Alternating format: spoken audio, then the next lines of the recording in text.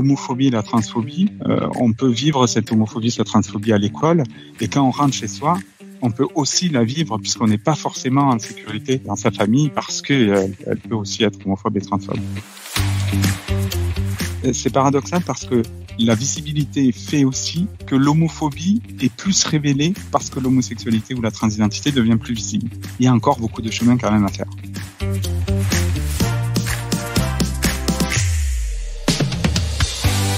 Bonjour à tous, c'est Cédric Ingrand, bienvenue dans Question de confiance, le podcast de tous les engagements d'AXA France. Peut-on, en France, en 2023, vivre son homosexualité au grand jour ? Si ça fait maintenant plus de 40 ans que l'homosexualité n'est plus un délit dans notre pays, si le mariage a été ouvert aux couples de même sexe, le rejet des différences, lui, existe encore. Ainsi, révéler son homosexualité à ses proches ou au travail n'est encore pas toujours évident, et ce n'est qu'un exemple. Heureusement, il existe des structures qui écoutent, qui aident, qui conseillent, qui accompagnent. On en parle aujourd'hui avec quelqu'un qui d'abord a vécu ces situations et qui aide les autres à son tour. Il est porte-parole de l'association Contact Paris Île-de-France. Bonjour Anthony Debar. Bonjour à tous. Alors merci de prendre le temps de nous parler aujourd'hui. On va se parler de vos actions, mais aussi peut-être de l'évolution des attitudes face à l'homosexualité. D'abord, quelques mots sur l'association Contact. En fait, Contact, c'est plutôt un réseau d'associations au travers de toute la France. Exactement. Contact, c'est un réseau d'associations qui regroupe une vingtaine d'associations réparties un peu partout en France. L'association, elle a pour objectif de favoriser le dialogue au sein de la famille lorsque ces questions-là apparaissent, lorsqu'on fait son coming out, etc. Ça peut parfois, alors c'est pas systématique, mais parfois ça chamboule un petit peu les personnes à qui on révèle son homosexualité ou sa transidentité. Et donc, Contact est là pour essayer de rétablir le dialogue ou pour essayer de cheminer ensemble sur l'acceptation et la compréhension de l'autre. Alors le premier service que vous rendez, c'est bien l'écoute. Vous avez un numéro vert, on va le donner d'ailleurs, le 0805 69 64 64. Les personnes qui vous appellent, elles vous appellent pourquoi ? Alors il y a deux cas. Soit elles veulent préparer leur coming out et elles se posent des questions, elles ont peur. Et donc, elles nous appellent pour comprendre un petit peu qu'est-ce qui se passe quand on fait son coming out, qu'est-ce qui peut se passer.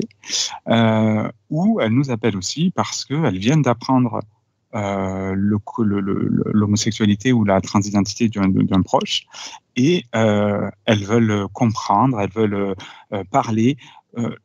La problématique souvent quand on révèle son homosexualité et quand on reçoit cette nouvelle-là surtout, on peut parfois se sentir isolé et ne pas oser en parler autour de soi. Donc c'est un sujet qui peut devenir très très rapidement tabou. Et c'est des sujets qui, justement, si on n'en parle pas, il y a une problématique qui se crée, il y a un gros problème qu'on voit en face de nous et au final, simplement en parlant et en discutant et en voyant que d'autres personnes sont confrontées à ces questions-là, et ben toute cette grosse montagne en fait disparaît et puis le sujet devient beaucoup plus banal. L'objectif de l'association, c'est de banaliser ce sujet-là pour que les gens puissent en parler sans tous ces stéréotypes, ces préjugés, etc. Puisqu'il y a beaucoup de choses qui arrivent dès qu'on fait son coming out. Il y a plein de sujets qui arrivent dans la tête des gens qu'il faut aussi évacuer parce qu'ils ne sont pas forcément vrais. Alors, l'association existe depuis bien longtemps aujourd'hui. C'est quoi, c'est une trentaine d'années ? L'association, en fait, c'est 30 ans cette année. Bravo. Puisqu'elle a été créée en 93. Toute la particularité de l'association, c'est justement de réunir des parents, enfin l'entourage des LGBT et les LGBT, et de permettre à chacun de mieux se comprendre. Et c'est vraiment la spécificité de cette association. Si le sujet est passionnant, c'est aussi parce que c'est peut-être l'un des plus grands sujets de société sur lesquels l'évolution des mentalités a été la plus rapide. Je regardais des chiffres, alors ils sont américains, mais je pense qu'il y a des choses qui se vérifient aussi de notre côté de l'Atlantique. Dans l'espace de 12 à 15 ans, l'opinion public sur le thème, par exemple, du mariage homosexuel, s'est retourné, littéralement retourné. Ils sont passés de 1 tiers pour, 2 tiers contre, à 2 tiers pour, 1 tiers contre. Ce qui est extrêmement rapide. C'est-à-dire que c'est pas sur des choses de la même échelle, j'ai envie de dire. C'est évidemment, les comparaisons sont difficiles, mais si je pense à la peine de mort ou des choses comme ça, les évolutions ont jamais été aussi rapides. Je me souviens aussi que Barack Obama, élu en 2008, était contre le mariage homosexuel. Barack Obama, réélu en 2012, était devenu pour. Donc, on voit bien qu'il y a eu quand même des retournements d'opinion. Et puis, il y a aussi des choses, quand on regarde dans le passé, ce que j'appellerais des postures homophobes qui passeraient plus. Moi, je suis allé rechercher des vieilles vidéos à l'INA de micro-trottoirs, justement, au moment de la dépénalisation. On oublie jusqu'en 82, la majorité sexuelle n'était pas la même pour les personnes homosexuelles. Et il y avait donc des micro-trottoirs passant à la télévision à l'époque, qu'on retrouve dans les archives de l'INA, où on entend des choses que je n'ose pas citer à ce micro. C'est-à-dire qui ne passeraient pas du tout aujourd'hui. Oui, alors heureusement que les mentalités ont évolué sur ces sujets. C'est vrai que si on regarde si on écoute les micro-trottoirs d'il y a, des années 70, etc., c'est vraiment vu comme une maladie, comme un problème. C'est paradoxal parce que la visibilité fait aussi que l'homophobie est plus révélée parce que l'homosexualité ou la transidentité devient plus visible. Il ne faut pas non plus oublier que pour le mariage pour tous, il y a quand même quelque chose que personne n'avait vu venir à cette échelle. C'est la manif pour tous qui a quand même été un déferlement dans la rue contre le mariage pour tous et avec une libération des paroles homophobes qui était très violente à cette période-là pour les personnes LGBT qui vivaient ça, qui entendaient ça avec... c'est vrai qu'il y a eu une grosse libération de la parole homophobe. Maintenant, le mariage pour tous qui a été institutionnalisé, ça a quand même eu un message hyper important qui était de dire la société reconnaît de la même manière le mariage, l'amour d'un homme et d'une femme et l'amour de 2 hommes ou de 2 femmes. Comme diraient les Américains, love is love. Exactement. Et c'est important aussi dans l'évolution des consciences, parce que je pense que le mariage est arrivé parce que les consciences ont évolué, mais le fait de déclarer officiellement au niveau de l'État que ces amours sont les mêmes, sont vus en tout cas, sont reconnus de la même manière par l'État, ça participe aussi à l'évolution des consciences. Cette visibilité, elle entraîne aussi de l'acceptabilité, j'ai envie de dire. C'est-à-dire que personne aujourd'hui se présenterait à la présidentielle, j'ai envie de dire avec l'espoir de la gagner, sur une plateforme qui inclurait, je sais pas, la fin du mariage pour tous. C'est fini ça, on reviendra plus jamais dessus.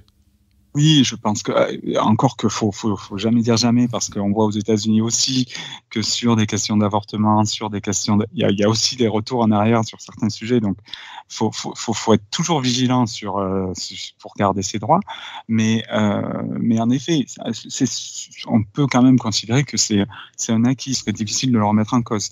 Il y a plein de milieux où l'homosexualité n'est pas acceptée. Nous, dans nos groupes d'écoute et de parole, on a encore beaucoup de personnes qui viennent parce que c'est quelque chose de dramatique à leurs yeux que leur enfant ait fait un coming out. Et nos groupes d'écoute et de parole sont très, très, très remplis là, ces derniers temps. Il y a encore beaucoup de chemin quand même à faire. Absolument. Alors, en préparant cette émission, en regardant votre site, on se l'est dit, le cœur de votre action, c'est autour du coming out pour accompagner ceux qui le font et ceux qui l'entendent. Est-ce que vous vous souvenez de votre coming out? C'est une question idiote, bien sûr que vous vous en souvenez. Oui, c'est quelque chose qui m'a beaucoup marqué, mon coming out. Oui, je m'en souviens. Moi, alors, je suis venu à l'association Contact pour préparer justement mon coming out. Et vous y êtes resté? Et j'y suis resté. J'ai trouvé beaucoup plus que ça. Mais en tout cas, pour rester sur la partie coming out, je voulais comprendre un petit peu quelles étaient les peurs des parents quand un enfant faisait son coming out. Donc j'ai préparé tout ça, je suis allé annoncer un vendredi soir à mes parents la grande nouvelle, et ça a été un petit cataclysme quand même dans la famille. Mes parents ont été complètement abattue, c'était des pleurs, c'était physiquement, ma maman était physiquement mal, elle est allée vomir dans les toilettes, enfin, c'était un gros ça veut dire que, pour eux. contrairement à certains parents, leur première réponse n'a pas été « oui, on sait ». Non. Eux, ils ne savaient pas. C'était peut-être tu nous annonces ce qu'on craignait. Bon, mes parents, ça fait une dizaine d'années que je l'ai dit, une quinzaine d'années, donc c'est pas la même génération non plus. Il y a aussi beaucoup de peur, il y a aussi beaucoup de. Pour eux, c'était quelque chose de marginal, donc ils associaient pas le bien-être, le bonheur, la vie socialement épanouie, etc. Ils considéraient que c'était pas compatible avec l'homosexualité. Donc tout ça, c'est des choses qu'ils ont dû réapprendre, et c'est ça aussi le cheminement, hein, c'est de se remettre en question sur certaines de nos croyances. Et donc ils ont beaucoup cheminé. Ils sont eux aussi allés à l'association Contact pour rencontrer d'autres parents et d'autres LGBT. Et je me rappelle qu'un jour, ils sont revenus d'une réunion à l'association Contact de Toulouse, puisqu'ils sont vers Toulouse. Et qui sont revenus, on s'est appelés, et ils m'ont dit, mais il y avait un couple, ça faisait 20 ans qu'ils étaient ensemble. On a été super surpris, mais je pensais pas qu'on pouvait rester en couple en étant homosexuel. Après, ils ont beaucoup cheminé, et puis là maintenant, il n'y a plus aucun souci, et ils viennent même au Pride, la Pride parisienne tous les ans. Ils ont fait un vrai chemin. L'association, etc. Donc voilà. C'est vrai que le message aussi qu'on fait passer à l'association, c'est que il faut laisser aussi du temps. Souvent, les LGBT ont mis du temps à maturer, à déjà parfois à s'accepter soi-même, hein, parce que ça va pas forcément de soi. Bien sûr. Tout le monde ne s'accepte pas comme ça en disant voilà, je suis homo, ou je suis trans, c'est très bien. Parfois, il faut du temps pour s'accepter soi-même, et quand on le dit à notre entourage, eux, parfois nous, on a tellement cheminé qu'on veut que les gens acceptent tout de suite. Et en fait, ce qu'on leur dit, c'est vrai qu'il faut aussi laisser le temps à notre entourage de digérer cette nouvelle qui n'est pas forcément anodine. Et donc voilà, le temps est un allié pour cette démarche-là. Alors, on le disait, vous conseillez les parents qui découvrent l'homosexualité de leurs enfants. Et d'ailleurs, j'ai vu, et ça m'a fait un tout petit peu sourire, vous les conseillez sur la manière de faire, en quelque sorte, leur coming out à eux, auprès de leurs amis, du reste de la famille. Enfin, comment annoncer autour de moi que mon enfant m'a annoncé que... là aussi, pour eux, c'est compliqué. Exactement, parce que en fait, on parle... C'est vrai qu'on parle du coming out des parents, parce qu'une fois que le parent a cette nouvelle-là, qu'est-ce qu'il en fait? Bon, déjà, il y a aussi, il y a bien sûr la relation avec l'enfant, etc., qui est importante, et rien que ça, c'est tout un sujet. Mais si après on veut le dire à notre entourage, c'est parfois difficile, et il faut aussi parfois, il y a parfois des parents qui, dès qu'on aborde ce sujet, ont tout de suite des émotions importantes, ont les larmes aux yeux, etc., et ils sont pas prêts à en parler à leur entourage. Et donc c'est des choses, c'est un sujet en tout cas qui existe, c'est comment les parents peuvent faire leur coming out. Je voulais aussi préciser que dans l'association, là, on parle souvent du coming out des enfants vers les parents, mais il y a aussi différents cas. Il y a des parents qui se révèlent homosexuels ou trans et qui doivent faire leur coming out à leurs enfants. Il y a entre les conjoints, entre les amis, etc. Contact, c'est l'association du coming out dans toutes ces configurations possibles. Donc, si on va au-delà du cercle familial, l'un de vos principaux terrains d'action, j'ai envie de dire, c'est l'école. C'est-à-dire que vos bénévoles vont dans les classes, à la fois pour parler de ces questions, mais aussi pour écouter les élèves. Chez eux aussi, vous sentez une évolution? Est-ce qu'on peut dire que l'homophobie recule au moins dans les jeunes générations? Alors, l'association, en règle générale, on intervient aussi sur plusieurs discriminations, pas uniquement les LGBT-phobies, il y a aussi beaucoup de sexisme, il y a aussi du racisme, etc. Sexisme et LGBT-phobie, c'est aussi très lié. Le sexisme est toujours très présent quand même dans la société. Je dirais que les LGBT-phobies peut-être ont évolué parce que avant, c'était peut-être moins connu. Maintenant, c'est vrai que l'homosexualité, par exemple, la transidentité un petit peu moins, mais quand même, ça s'améliore aussi. Plus personne n'ignore ces sujets-là, quand même. Ça, c'est quelque chose qui a évolué. En effet, maintenant, tout le monde connaît ces sujets. L'acceptation, c'est encore un autre sujet. J'ai l'impression, moi, dans les classes quand on intervient, qu'il y a des élèves, c'est vrai, qui sont très open sur ces sujets, qui sont très ouverts sur tous ces sujets. Mais par contre, pour d'autres, c'est quand même encore très difficile. Nous, ça nous arrive très, très fréquemment d'entendre des élèves qui nous disent si j'ai un enfant gay, trans, je le vire de chez moi ou même je le tue. Ça arrive. On relativise aussi le chemin qui est entre la parole et le passage à l'acte. Mais voilà, c'est pas tout rose du tout dans les classes. L'insulte PD, c'est l'insulte la plus utilisée dans les salles de récréation, enfin dans les cours de récréation, pardon. Et puis moi ce qui me choque, c'est qu'ils sont quand même assez violents entre eux, violents verbalement. Il y a quand même beaucoup de discrimination encore présente. Nous, on travaille sur les insultes où on leur demande d'écrire des insultes et ça donne une matière pour après réfléchir, se rendre compte que en fait ces insultes, elles sont issues de différentes discriminations et qu'on les classe, on en discute, etc. Et on aborde tous ces sujets de harcèlement, de discrimination, d'estime de soi. Et la discrimination de l'homophobie ou la transphobie, la spécificité, c'est que une personne qui est victime de racisme, par exemple, quand elle rentre chez elle, elle peut avoir un espace où elle peut se sentir en sécurité. Parce que souvent, s'il y a du racisme, quand on rentre dans sa famille, on n'est pas victime de racisme. L'homophobie et la transphobie, on peut vivre cette homophobie, cette transphobie à l'école, et quand on rentre chez soi, on peut aussi la vivre puisqu'on n'est pas forcément en sécurité dans sa famille parce qu'elle peut aussi être homophobe et transphobe. Donc c'est des sujets quand même qui sont très très très qui peuvent être très graves. On sait aussi que le risque de suicide des homosexuels est ça dépend des études, entre 4 et 7 fois plus important que chez des hétérosexuels, des jeunes hétérosexuels. Donc, voilà, il y a quand même encore beaucoup de sujets, de chemins à parcourir pour qu'on ait plus ce mal-être chez les jeunes collégiens et lycéens.